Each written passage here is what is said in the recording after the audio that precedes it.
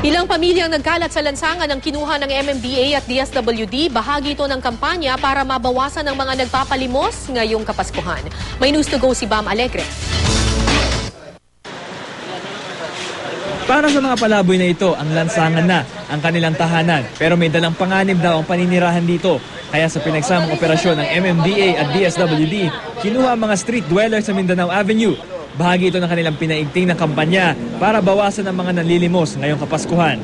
Para mabawasan natin yung mga aksidente sa kalye at mapapabilis din ang daloy ng traffic pagka mawala sila sa kalye na mamalimos o naghahanap buhay.